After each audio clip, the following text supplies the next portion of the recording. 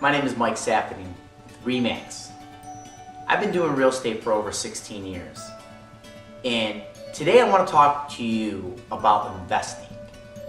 Now, when people hear that word investing, some people get scared, some people actually get excited. Today, I want you to feel a little bit both. I'm not trying to confuse you or anything, but with investing, there's some scary parts. And if you're not scared, if you're not feeling that little retention, then you're not going to be a good investor. And the exciting part is, when you put money out there and you receive it, it's a good feeling. It really is. And not only is it a positive vibe that comes through your body, but you can provide for your family, and that's also a good feeling as well. So again, short-term and long-term goals should definitely be part of that equation. Or I want to focus more on short-term than long-term is because of the fact that we're entering some interesting times. And when I say interesting times, today's date, February 19th, 2014.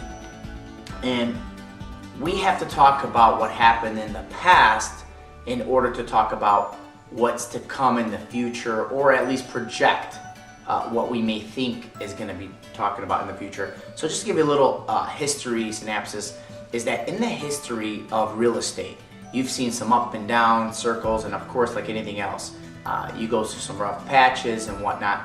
And I don't want to go too far back, but I just want to talk to you about what happened in 2007, 2008.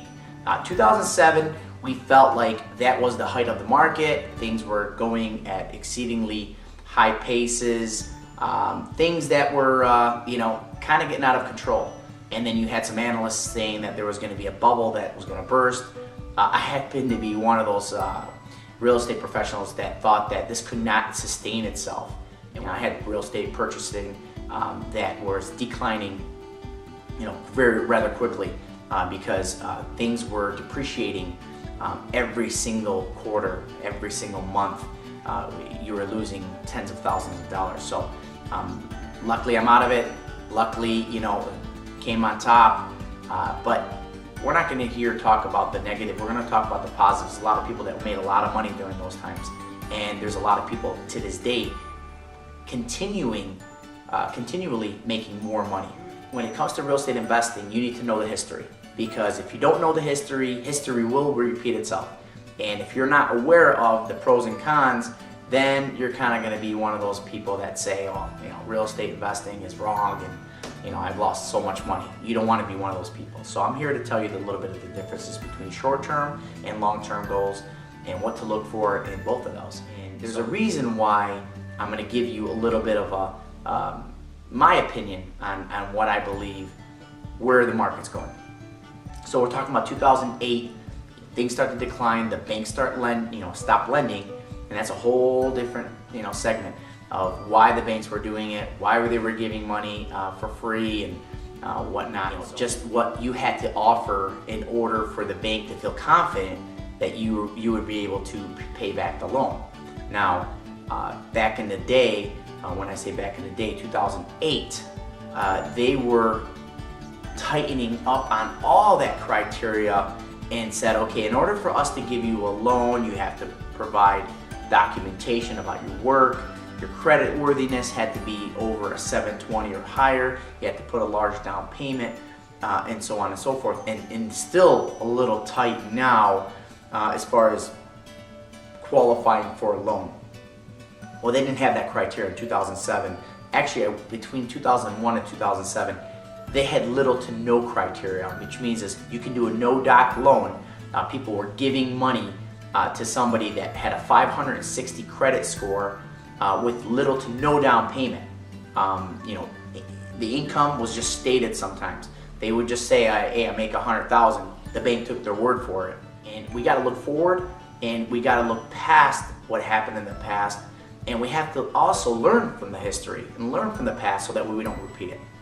So going back to what I feel like the market is going to be headed, and kind of where I feel like it's at now, and now being 2014, February 2014, I feel like we had a big spike last year.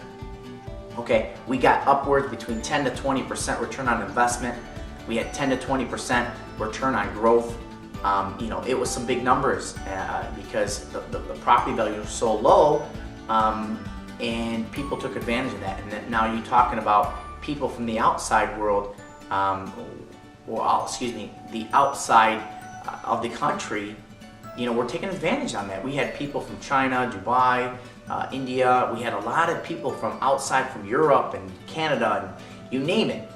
They were around the world investing in the United States. And I'm here to tell you, that's never going to go away. People want to invest in the United States because of the country as a whole. It's a beautiful country. There's many opportunities. There's people trying to get into the country every single day. And at the end of the day, people need places to live. And so the population is growing.